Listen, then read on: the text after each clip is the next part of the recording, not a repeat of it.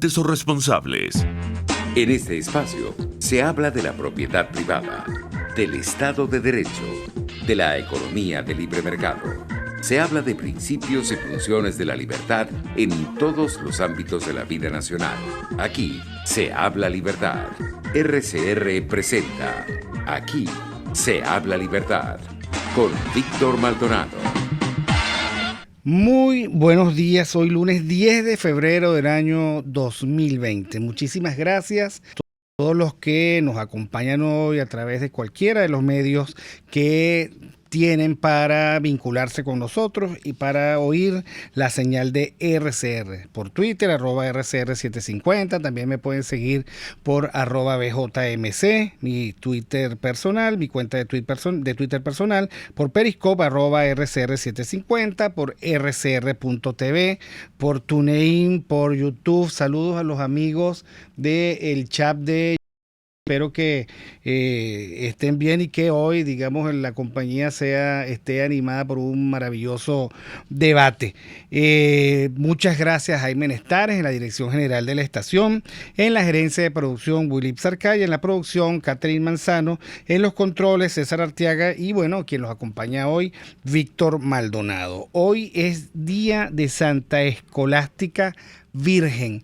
Bueno, para hacer el cuento corto, Santa Escolástica es nada más y nada menos que la hermana de San Benito de Nurcia, que es el fundador de los monasterios. O sea, en el sexto después de Cristo, Benito realiza o construye una nueva forma de organización que son los monasterios y las abadías, que por toda la Edad Media constituyeron la única y más importante referencia organizacional de Occidente. Bueno, Benito en Nurcia, el monasterio de Montecassino, estaba él construyendo ese legado para Occidente y ella, por otra parte, pues siempre a su lado. A todas las escolásticas que ustedes conozcan, pues le mandan desde aquí, desde RCR 750, desde Aquí se habla libertad, nuestro más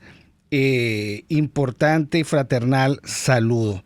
Bueno, no sé si tenemos ya a Andrea Rondón. Hemos tenido algunas dificultades hoy, pero quisiéramos comentar con ella el libro de la semana. Interesante semana porque más allá, digamos, de las nebulosas que se plantean en el ámbito político, lo cierto es que Venezuela sigue sufriendo y desafiando una crisis compleja.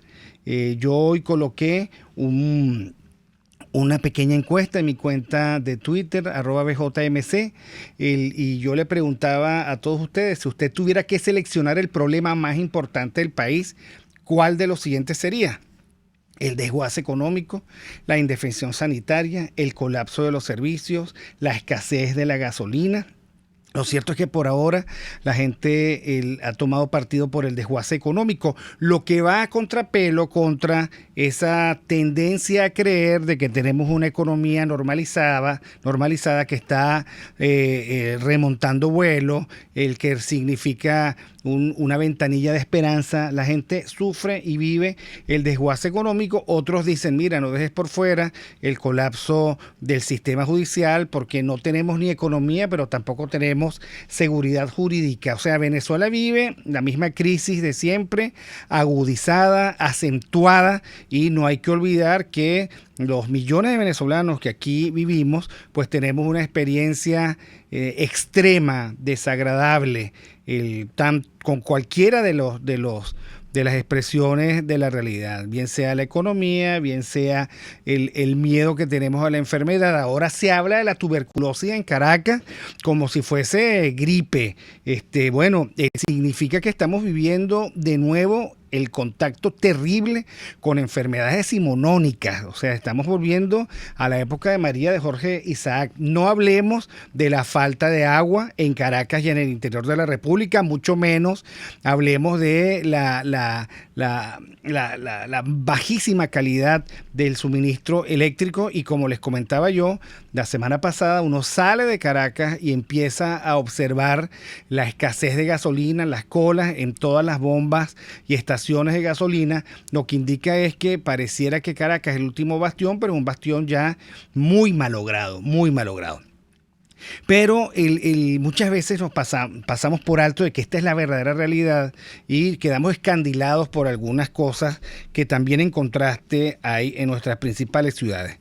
Pero la gente para comprar tiene que ganar primero, tiene que producir primero.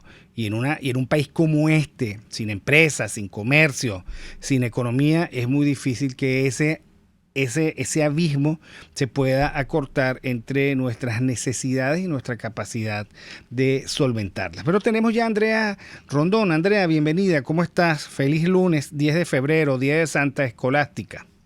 Buenos días, Víctor. Feliz semana, feliz día también. Estaba esperando por ti para que nos dijeras cuál era el libro de la semana. Sí, como te había comentado previamente, quería reflexionar o recordar un libro que ya hemos comentado en otra oportunidad, pero ya tal vez profundizar en lo que no habíamos profundizado en otra oportunidad, y es La economía explicada a mis hijos, de Martín Krause. Este es un libro que yo siempre recomiendo por dos razones. Primero, para aquel que no sabe nada de economía, es un libro sencillo y te aproxima a las instituciones fundamentales de economía. Todo el mundo tiene que saber nociones elementales de economía, porque si no nos enfrentamos a culturas liberticidas y estatistas y no hay mayor resistencia. Y segundo, porque es un perfecto matrimonio entre liberalismo y literatura. Siempre el liberalismo se asocia con el tema económico, y es cierto, es una de sus aristas, pero es solamente una. Y, digamos, hay otras expresiones, hay otros acercamientos al liberalismo, que es una filosofía ética principalmente, que se decanta luego por política, derecho, economía. Y la forma de conectarse a través de todas las áreas, desde el liberalismo, una de ellas precisamente es la literatura, y este libro es el perfecto ejemplo para ello. Lo traigo a colación porque, como sabes y como me has permitido comentarte en otras oportunidades, en Se Dice Libertad tenemos el programa Cultura en Libertad, cuando ya, digamos, que son formas de resistir ante la apartheid cultural, que en estos días comentaba en una excelente entrevista a Ana Teresa Torres, que lo recomiendo enormemente. Ante la apartheid cultural también hay una resistencia cultural, y tal vez es donde mayor resistencia se ha visto. Ella lo dice, tal vez porque estoy desde este nicho, pero yo también concuerdo con ella. Y a través de Cultura en Libertad tratamos de convocar e invitar espacios en donde justamente se haga esa resistencia cultural. Y este miércoles tenemos una actividad en la que me va a permitir hablar de este libro, será en Wicout, en Chacaíto, con otros ponentes, un DJ, Torkins Delgado, y un artista visual, Francisco Bassin, y vamos a hablar sobre el arte como una forma de acercarnos a las ideas de libertad. Yo lo haré a través de comentar este libro precisamente. Oye, interesante, porque estoy leyendo el índice de ese libro que tú recomiendas hoy, La economía explicada a mis hijos, de Martín Krause. Se consiguen algunas versiones en PDF y en script en las redes sociales, de tal manera que ustedes pueden hojearlo por lo menos. Y el índice es maravilloso, de la ética a la economía, y entonces se apoya para explicarlo en Adam Smith, en Mises y en Borges. Luego, la acción humana, Volver de Jauja y El asno de Buridán. La división del trabajo, con Adam Smith y Robinson Crusoe. La cooperación social, con La ley de asociación y el compañero Patafólica. La teoría del valor, con Hans Christian Andersen, Ricardo III. El derecho de propiedad, con El Principito y Don Quijote. Los contratos y el mercado, con el señor Mikauer. La moneda, o sea que nos vas a divertir mucho en ese encuentro, porque además esto pica y se extiende hasta 19 capítulos. Y el último, por cierto, Mercados o Jerarquías, con El Señor de los Anillos, George Orwell y Gulliver. Entonces tú vas a utilizar ese libro para una actividad de resistencia cultural, que lo vas a hacer ¿en dónde?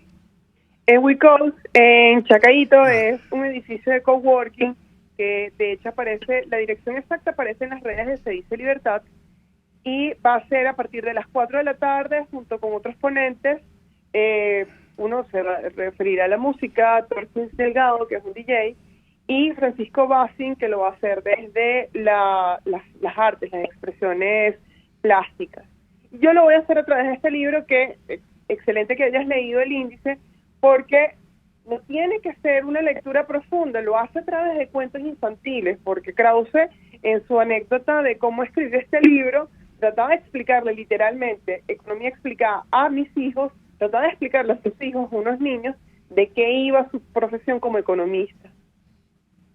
Bueno, me parece muy bien. Además, digamos que el resulta muy alentador que una abogada tan versada en economía y en todo el tema liberal pueda ser la que lo explique para saltarnos los obstáculos del lenguaje técnico explícito y a veces la cerrazón de los economistas. Oye, entonces, bueno, deseo que en ese evento todo vaya muy bien. Ya nos contarás.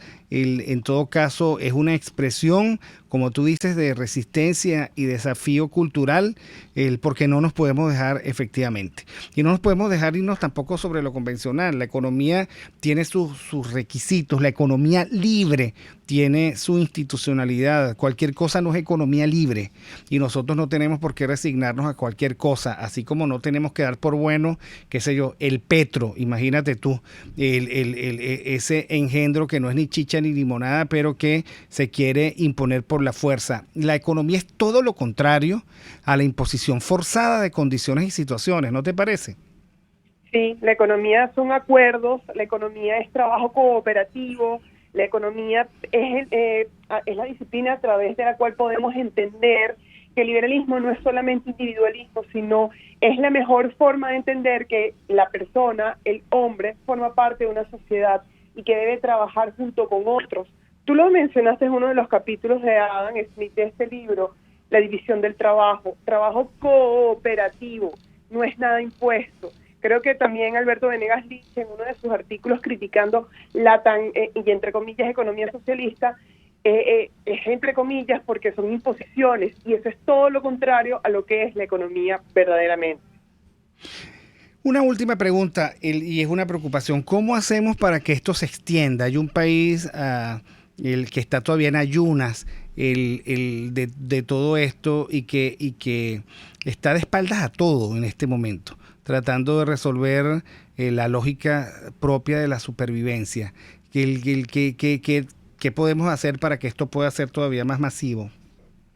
Yo entiendo el desgaste emocional, más que todo emocional y físico, que tenemos todos los venezolanos. Tú, yo, en alguna medida, en mayor o menor medida, lo tenemos todos. De hecho, Ana Teresa Torres, en este artículo que te comentaba, creo que se llama Las chicas del can sobreviven o algo así, ella decía que en países con dictaduras tan largas es normal el desgaste porque a eso juegan los centros o las unidades de poder, ¿no?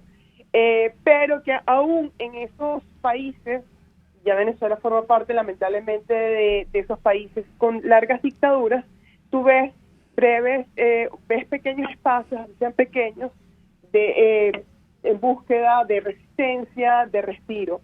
Yo siempre lo digo, y bueno, es algo que yo aplico en mi día a día, ¿no? Yo como abogada, mi carrera la han destruido completamente, el derecho lo han destruido completamente y lo han utilizado para mantenerse en el poder, lo digo responsablemente desde la Constitución de 1999. ¿Pero qué hago? Sí, trabajo ciertamente en algo que yo llamo gestoría jurídica, no me queda de otra porque de algo hay que vivir ciertamente, pero no me limito a eso. Entonces trato de buscar espacios y sí los hay. Lo que pasa es que tienes que hacer una tarea adicional de buscar lo que antes no buscabas y que te era natural conseguirlo. Buscar espacios, librerías, cafés, espacios que te ofrecen justamente momentos de reflexión. No tienen que ser letrados ni versados en una determinada área, solamente estar preocupados por la situación de su país, más allá de comer. Y eso sí se lo pido a cada uno, o es algo que yo recomiendo siempre. No te preocupes solamente por el qué comer, porque eso te convierte en un animal que busca solamente la subsistencia. Tú tienes que ir mucho más allá de la subsistencia y es algo que tú te autoexiges, por así decirlo. Y en ese buscar más allá hay espacios. El Internet, si bien a veces, sí, yo sé, la luz, etcétera, está bloqueado, etcétera, pero tenemos formas de comunicarnos, cada vez muchos de nosotros estamos más conscientes del blackout en el que nos quieren someter. Entonces yo me uno al vecino, yo busco el del frente, yo busco a mi colega, yo busco a mi compañera de estudios que tienen la misma preocupación que yo, que no me disminuyen o me cosifiquen, no me disminuyen como animal o me cosifiquen simple y llanamente y me adormezcan o me anestesien. Entonces, buscando información con otros, cotejando luego esa información, es que tú consigues estos espacios y en una forma, yo no sé si llegar a masificar, porque la diáspora, todas las limitaciones que has comentado impiden hablar de masificar, pero sí por lo menos que las bases ciudadanas para lo que sea necesario reconstruir el país todavía existamos. Entonces yo creo que no anestesiarnos, y depende de cada uno de nosotros en la búsqueda de esos espacios que sí existen. Bueno, muchísimas gracias, Andrea. Gracias por tu reflexión. Lo cierto es que en mi pequeñita encuesta, consulta en mi cuenta de Twitter, el 70% por ahora dice que el desguace económico es el problema más importante del país. Y en ese sentido, intentar la comprensión de la economía es trascendental y vital. Gracias, Andrea Rondón. El libro de la semana, Economía explicada a mis hijos, de Krause. Y nosotros vamos al corte y ya regresamos.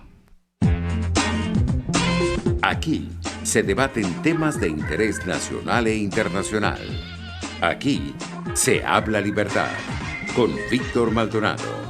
Solo por RCR.tv, la radio que se ve. Sintonícenos a través de Periscope, @RCR750, la radio que se ve. ¿Vas a emigrar a otro país? Trámites Legales Express. Expedimos, legalizamos y apostillamos tus documentos para el exterior. 0424-249-0332. Pregunta por Salvatore y l'originale. Trámites Legales Express @gmail.com. La solución en tus manos.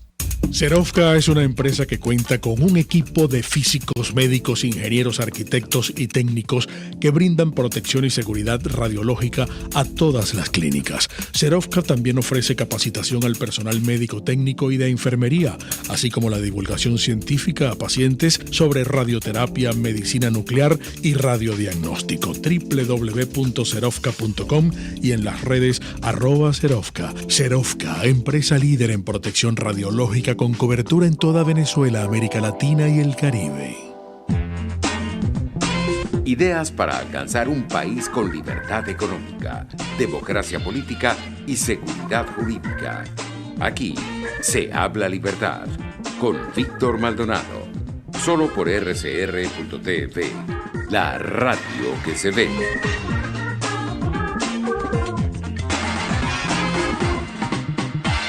Nosotros continuamos hoy día de Santa Escolástica, hermana de Benito de Nurcia. No hay muchas escolásticas ahora, pero bueno, si hay alguna, mi felicitación. De Santo Tomás. No, exacto, quién sabe.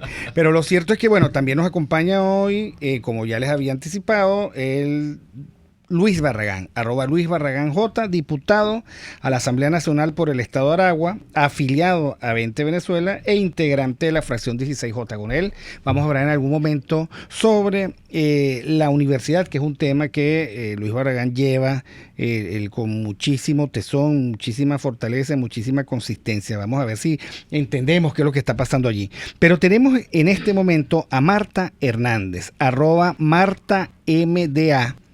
Ella es profesora de FACES ULA, ingeniero de sistemas, magíster en economía, políticas económicas, coordinadora de 20 Venezuela en el estado de Mérida. Pero yo quería conversar con ella precisamente porque he estado notando su creciente preocupación con algo que nosotros no podemos olvidar. Yo voy a contrapelo contra esta tendencia de creer que Venezuela se está normalizando. Bueno, yo quiero que Marta nos diga qué está pasando en Mérida, cuán normalizada está la crisis en Mérida. Marta, bienvenida. Buenos días, Víctor, buenos días para todas las personas que nos están escuchando. La situación en Mérida realmente es caótica, no solo en el tema del combustible, en el cual pasan nuestros ciudadanos hasta 2 días, Víctor. Imagínate a un productor agrícola, un estado como este que se ha caracterizado por ser un estado de trabajo, donde la gente sale todos los días a trabajar, a generar lo que requiere tanto el estado como el país, porque mucha de la comida que llega a todo el centro de Venezuela es producto de esta tierra de los Andes. Entonces, imagínate lo que significa para un productor tener que pasar hasta 2 días de cola para poder surtir de combustible. La gente se está viniendo incluso de otros municipios para poder lograr colocar algo de combustible aquí en la ciudad. Es realmente grave lo que estamos viviendo los merideños. A esto se le suma la ausencia de gas doméstico. Pasamos hasta 2 meses. Escúchenme bien, conciudadanos, 2 meses sin que en nuestras casas exista el gas doméstico para poder preparar los alimentos de la familia. Hemos visto cosas como, por ejemplo, de la parte de atrás de edificios, varias familias que se reúnen para hacer en fogón, o sea, en fogón en pleno siglo XXI, para poder hacer una sopa o algo de comida para sus familias, porque además salir a comer en la calle pues cuesta mucho dinero.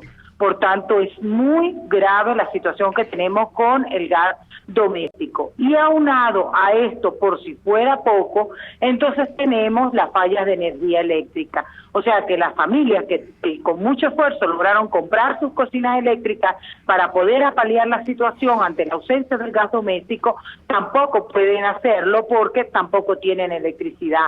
Hasta 2 apagones al día de más de 4 horas, Víctor. De más de 4 horas las familias sin energía eléctrica.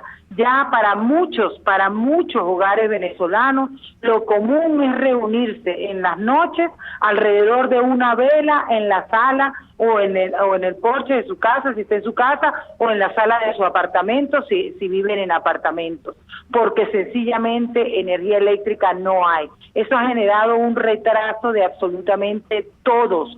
Todas las ocupaciones en Mérida están siendo afectadas por esto, desde la academia, pasando al sector productivo, ni hablemos de cómo está el sector comercial, porque si no tienen planta esto es otro desastre, y por supuesto en general todo el tema de seguridad. Recorrer las calles en Mérida en la noche es realmente toda una aventura, pues por las calles está eso completamente oscuro. Los 3 problemas centrales que estamos viviendo en este momento son estos 3: el combustible, la energía eléctrica y el gas doméstico, lo cual hace que las actividades de todos los ciudadanos se vean trastocados y que las familias sufran graves daños por eso. Con el tema de la energía eléctrica, a nosotros aquí nos han instalado 3 plantas, Víctor, y amigos que nos están escuchando, 3 plantas de generación eléctrica. Una hace ya varios años por la avenida de Centenario en el municipio de Campo Elías, que se suponía que con eso íbamos a arreglar buena parte de la situación. Hoy allá lo que hay es ruinas y monte, no hay más nada. Hubo otra planta que la instalaron por acá por la avenida de los Próceres, que supuestamente con esa sí íbamos a lograr salir de la situación, y lo que tenemos son apagones cada vez mayores. Y la última fue la planta que fue en el 2012, que fue la planta Don Luis Zambrano en el Vigía, que iba a generar 470 megavatios, iba a solucionar el problema de todo el estado de Mérida, iba a dar electricidad para toda la región, incluso para Alto Apure, y aquí estamos, en una situación dramática a nivel de todo el estado de Mérida. De verdad que ya las condiciones son insostenibles y los merideños decimos, o sea, ya basta.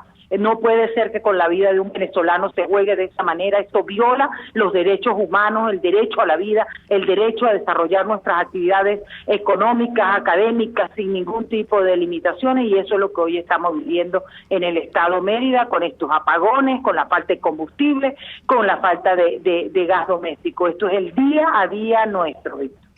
Bueno, muchísimas gracias por el informe tan completo, Marta, de lo que está ocurriendo en Mérida. Por lo visto, la normalización no ha llegado a Mérida. Apagones, sin gas. Aquí no hay normalización de nada, Víctor. Aquí ya ni siquiera estamos hablando de que estamos retrocediendo al siglo XX o al siglo XIX. O sea, aquí estamos cocinando en fogón. O sea, sácalo por allí.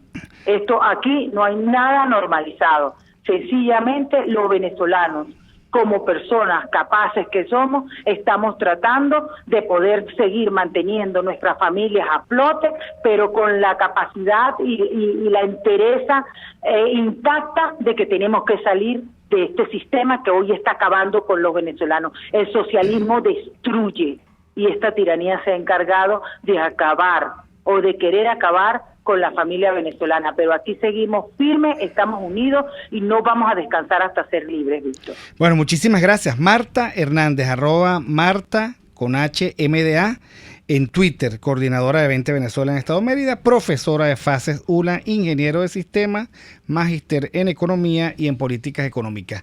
Nosotros vamos al corte de las noticias y ya regresamos. Aquí se debaten temas de interés nacional e internacional.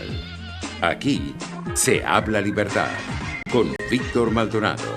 Solo por rcr.tv, la radio que se ve. Puedes seguirnos en nuestras redes sociales. En Twitter, @RCR750, la radio que se ve. Informe RCR presenta titulares. Milos Alcalay, ex embajador de Venezuela ante Naciones Unidas, aseguró que tanto Rusia como José Luis Rodríguez Zapatero están jugando un papel muy triste en Venezuela. Rusia podría haber jugado un papel más constructivo porque es un miembro prominente de las Naciones Unidas, pero hemos visto cómo se ha cuadrado de manera incondicional con el régimen. Rusia podría jugar un papel importante, pero pareciera que sus intereses de confrontación con los Estados Unidos quiere sacarse a la espina de los tremendos errores que ha hecho en Ucrania, que ha hecho en Siria, en Irán, tratando entonces y que ha generado reacciones de Estados Unidos y la Unión Europea, generando desequilibrios en la región, en el hemisferio, como en el caso de Venezuela, de Cuba, de Nicaragua. En segundo lugar, Cuba no fue un país que apoyó dramas que ha vivido Venezuela. En el Consejo de Seguridad se han planteado temas tan graves como el de refugiados, temas tan graves como la ayuda humanitaria, temas tan graves como la corrupción y el narcotráfico, y Rusia sistemáticamente ha ejercido su derecho a veto para que no se trate una sola. No se está tratando, en el caso del Consejo de Seguridad recientemente, de la posición de la oposición, sino temas cruciales que Rusia, por ser incondicional del régimen, ha rechazado. Esperábamos que esta visita de Lavrov hubiera podido tener un aporte, por ejemplo, cómo no reunirse con los verdaderos sectores de oposición, e inclusive, diría, con los falsos sectores de oposición. El estado Zulia, más de 24 horas sin el servicio de energía eléctrica, llevan varios sectores de la zona norte y oeste de Maracaibo. Buen tiempo se espera para este lunes en gran parte del país. En internacionales, en Hong Kong buscan a 2 personas que aparentemente escaparon de sus cuarentenas obligatorias de 14 días por el nuevo coronavirus. El expresidente boliviano Evo Morales partió en la madrugada de este lunes desde Buenos Aires rumbo a Cuba. Y en los deportes, el futbolista venezolano Jefferson Soteldo está en la mira del Atlético Mineiro de Brasil. 11:33. Continúen con Aquí se habla libertad.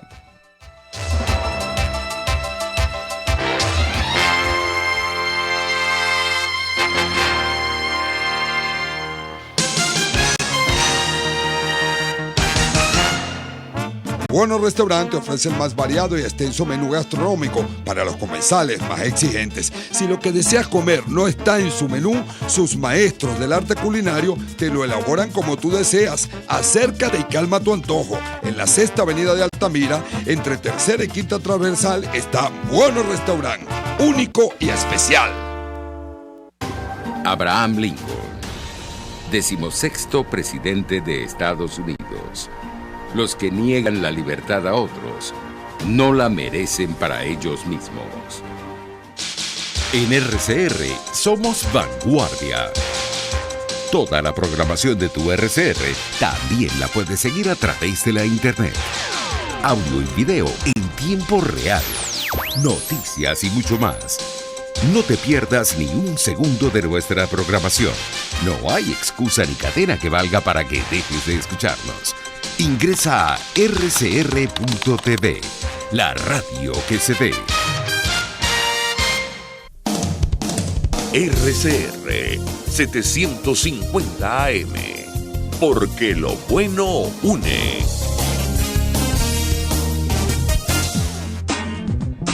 Ideas para alcanzar un país con libertad económica, democracia política y seguridad jurídica. Aquí se habla libertad con Víctor Maldonado. Solo por rcr.tv, la radio que se ve.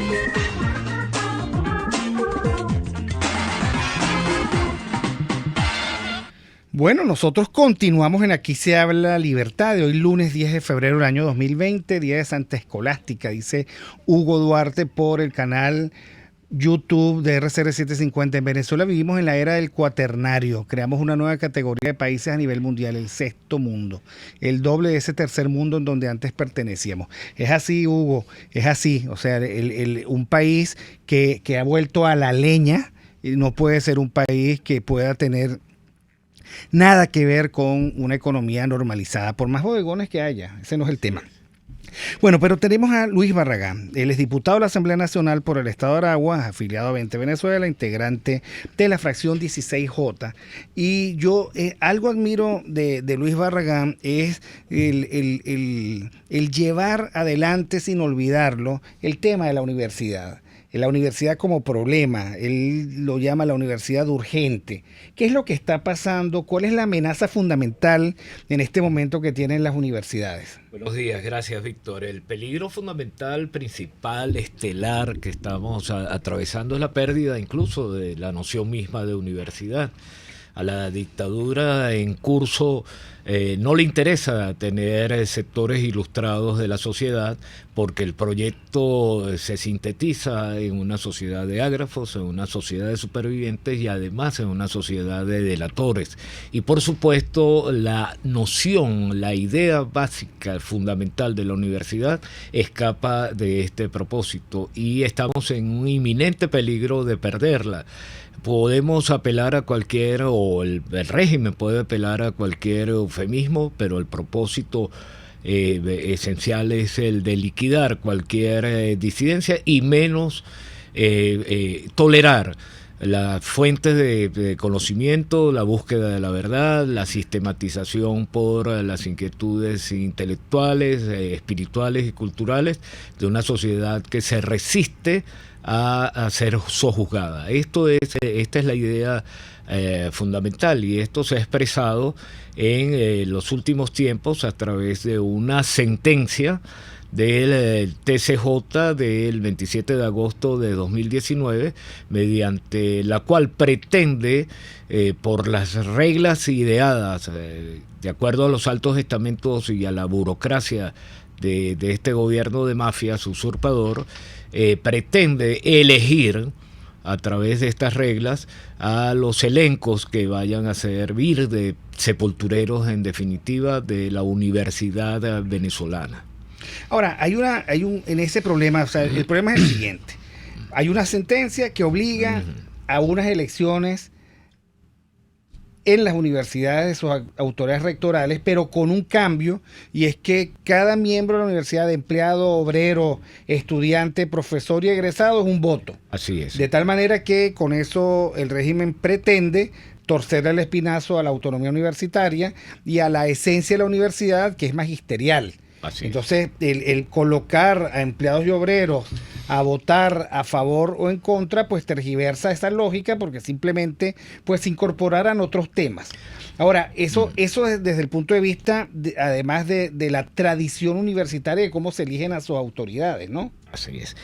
Dicho de otro modo, Existe un mandato constitucional, que es el artículo 109, que consagra la autonomía universitaria y los actores de la vida de nuestras máximas casas de estudio dependen fundamentalmente del profesorado, del alumnado y de los egresados, y no constitucionalmente, además votado por unanimidad en la constituyente del 99, no aparecen otros sectores que artificialmente, y fue el drama de hace años atrás, en el 2009, que artificialmente formarían parte del padrón electoral para, con el manejo, los recursos, las posibilidades que tiene el Estado o lo que queda de Estado, poder torcer la voluntad de los miembros legítimos de la comunidad universitaria, de la academia, porque se trata de un derecho académico más no político. Entonces, este mandato, de acuerdo con el 109 de la Constitución, de acuerdo con la ley de universidades y de los reglamentos que rigen a cada casa de estudio, debe cumplirse. Esto significa unas elecciones autonómicas, libres, transparentes, confiables, auditables, etcétera. Pero el régimen ha ideado perversamente un mecanismo que son estas reglas alternas para faltar no solo a la propia, y lesionándola, no solo a la propia autonomía universitaria, sino a la voluntad de la mayoría de las personas que hacen legítima vida y que, por cierto, se resisten a abandonarlas y abandonar el aula en Venezuela. Entonces, existe un falso dilema, el de ir a las elecciones de acuerdo con la Constitución y el de ir a las elecciones de acuerdo con las reglas arbitrarias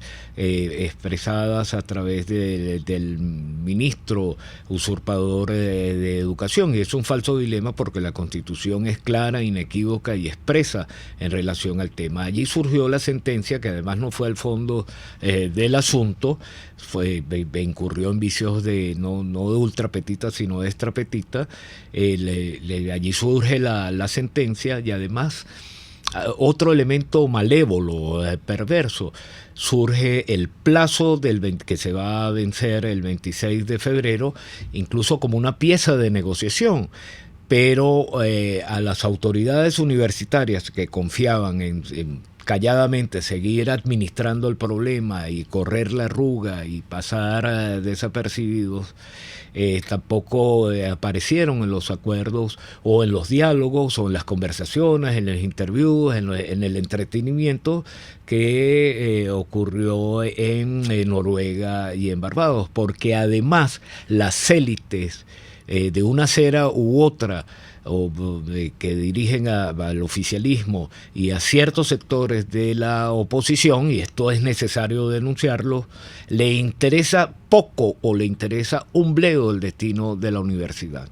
Hablamos de la universidad en el marco de un país lumpen proletarizado y fundamentalmente en la que hace vida las clases medias ilustradas, que constituyen una severa amenaza para la continuidad de una dictadura socialista que ya no es la del socialismo, digamos, clásico, real, conocido con anterioridad y que colapsó en su debido momento, sino es de una propuesta continental donde el Estado criminal juega un papel estelar. Ahora, Luis, hay varios problemas. En primer lugar, efectivamente, uno no observa en las autoridades universitarias decisión.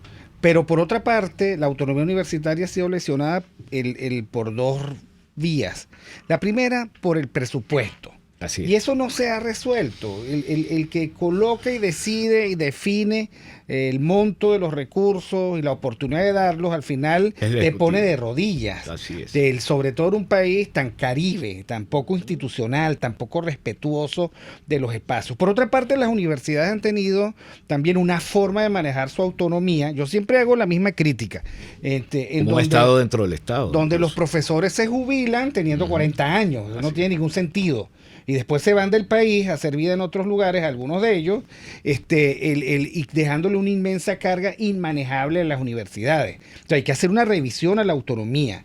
Y en tercer lugar, a mí me aterra que este momento de crisis los estudiantes se asuman como la vanguardia y terminen siendo la carne de cañón de un proceso de movilización de la cual se van a aprovechar aquellos sectores que ni quieren dar la cara, ni estar interesados en la autonomía universitaria. O sea, son muchos los problemas. Y yo observo en la Universidad Venezolana una muy grande incapacidad para reflexionar sobre sus propios hechos. Y reflexionar sobre sí misma, porque incluso lo que está en el tapete es el modelo de universidad requerido para una Venezuela distinta, una sociedad abierta, competitiva, etcétera. Pero son muy sugestivos tus comentarios, porque obviamente la universidad venezolana, asfixiada por estas 2 amargas décadas, no solo tiene problemas presupuestarios, además que te pone en duda el carácter autonómico de la universidad, porque ni siquiera puede recibir por sí misma o gestionar o diligenciar algún financiamiento internacional, y todo depende y debe sojuzgarse ante el despacho de los burócratas medianos y de ocasión, y de tratar de diligenciar esos recursos. Mira, incluso yo recuerdo en una oportunidad, hace algunos años atrás, en la Asamblea Nacional, que se presentó una solicitud de crédito adicional para la ampliación del casino de los cadetes de la Guardia Nacional, y el monto era muchísimo mayor. En aquella oportunidad, si mal no recuerdo, eran 39 millones de bolívares, pagamos más o menos el equivalente para hoy, mientras que el proyecto presupuestario de la universidad no pasaba de 8 millones. Se llevaba más la recreación de los cadetes que la propia universidad, y estamos hablando en términos globales. Pero esto decía que era sugestivo, porque esto tiene toda una carga histórica. Desde los años 60, cuando hubo la derrota de la insurrección armada, quedaron relegados todos esos sectores a la universidad y vivieron por muchísimos años del presupuesto público, e hicieron de la universidad, a pesar de la derrota de esa insurrección armada, un modo de vida, y con todos los vicios que ello trajo. Por cierto que hoy precisamente los que ejercen el poder, los que forman parte del poder establecido en Venezuela, fueron los encapuchados, los insignes encapuchados, que no podían medirse en las elecciones de la Universidad Central, por ejemplo, como cualesquiera otras universidades, pero alteraban el orden público de manera sistemática e irresponsable, y son los que ejercen en nombre de la autonomía, y son los que ejercen hoy el poder en Venezuela, y constituyen la mayor amenaza a la vida universitaria. Pero así hay otros aspectos en relación a la vida interna de cada universidad, y en ellos debo decir, por lo menos a título personal, las autoridades universitarias no han estado a la altura de las circunstancias. Puede haber, como hubo, actos vandálicos consecutivos y macabros en la Universidad de Oriente. Puede estar mediatizada la UDO, puede estar mediatizada la ULA. Ocurrió en la Universidad del Zulia, donde el gobierno usurpador designó un vicerrector administrativo. Ocurre en la Universidad Simón Bolívar, pero no se siente el amalgamamiento, la organización, el esfuerzo coherente de estas autoridades ante una situación tan grave. Como dijo un amigo nuestro, esta es la hora de todos los peligros, y no existe esa respuesta. Por muchísimo menos en décadas anteriores las universidades se hacían sentir, y pareciera que los problemas de la vida universitaria, los problemas de la universidad, con sus deserciones masivas de estudiantes y de profesores, con todo el circuito de vicios que la ha caracterizado, con todo eso, pero pareciera que no forma parte de la agenda nacional de problemas. Y podríamos incluso aquí conjeturar, existe un esfuerzo de normalización de la vida artificial como hace poco lo referiste tú junto a Marta Hernández, profesora de la ULA, que se traduce en estas cosas rutinarias de cocinar a leña y todo lo demás. Pero hay otro también igualmente terrible, que es el esfuerzo de normalización sin ofrecer los rasgos de la vida universitaria, sino de silenciarlo. Es el estudiante que llega sin comer a clases, es el profesor que devenga un salario que no le alcanza absolutamente para nada y depende de lo que diga la oficina de presupuesto del Ejecutivo y el Ministerio de Educación Superior. Son escenas cotidianas. Claro, y muchas veces perdieron el tiempo tratando de transformar en posibles reivindicaciones, luchas reivindicativas, lo que era un problema medular. Pero te voy a pedir que vayamos un momentico al corte y ya regresemos para seguir comentando el problema de la Universidad Venezolana. Aquí se debaten temas de interés nacional e internacional. Aquí se habla libertad con Víctor Maldonado. Solo por RCR.tv, la radio que se ve. Puedes seguir nuestra programación a través de RCR.tv, la radio que se ve. Si tienes hernias discales, dolor lumbar, cervical, fascitis plantar, dolor en el hombro, algún posoperatorio de cadera o de rodilla, Global Therap es tu mejor opción en rehabilitación. Búscanos en el Centro Comercial Multiplaza Paraíso, nivel empresarial 2, teléfono 0212-461-9370. Global Therap y despídete del dolor. Moisés Naim en Efecto Naim. Hola, soy Moisés Naim desde Washington. Conéctese a rcr.tv. También nos puede seguir por @Efecto Naim en Twitter. Y estamos en Facebook y en Instagram. Y no olvide que puede disfrutar todos los contenidos del programa cuando usted quiera, suscribiéndose a nuestro canal de YouTube. Nos vemos en la radio. Los miércoles y viernes a las 7 de la noche. Solo por RCR 750 AM. Ideas para alcanzar un país con libertad económica, democracia política y seguridad jurídica. Aquí se habla libertad con Víctor Maldonado. Solo por RCR.tv, la radio que se ve.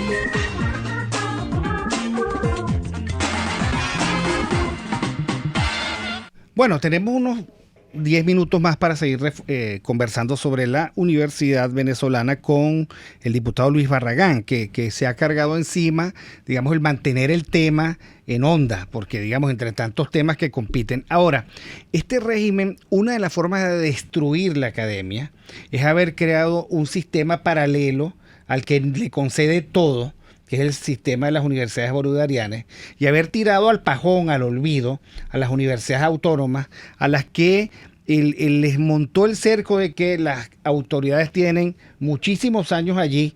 Algunos incluso han muerto en el cargo, otros simplemente han abandonado, otros han renunciado, pero no ha habido la renovación democrática y ahora obligan a una renovación no democrática o el no constitucional y que no tiene nada que ver con la universidad. Pero la universidad tampoco se ha reflexionado más allá de los esquemas anteriores del petroestado, del rentismo, del populismo. La universidad, yo recuerdo esos liazos del comedor universitario que los comunistas encapuchados que ahora viven muy bien en el gobierno se aprovechaban, pero poner la discusión precisamente en un comedor universitario que tenía que dar comida gratis a los estudiantes o tener que tolerar a los locos insanos dentro de la universidad que pasaban por estudiantes o tener que discutir en el centro, el lugar donde debería privilegiarse el mérito, a los repitientes. O sea, de muchas maneras el socialismo irredento, agazapado, encubierto, que estaba en la posición de que ahora estaba en el gobierno, tenía un proyecto de destrucción macabro de la universidad, del mérito, del pensamiento diverso, además de tener que calarnos en las universidades públicas, marxismo en cualquier forma. marxismo, el que penetraba atrasado, el tuétano humanista de todos los profesionales y que nos ha condenado a un pensamiento contaminado de socialismo y de marxismo, del cual no han estado exentas ni las élites que supuestamente componen la oposición. Entonces, ¿qué podemos hacer? Nos quedan unos 5 o 6 minutos para esto.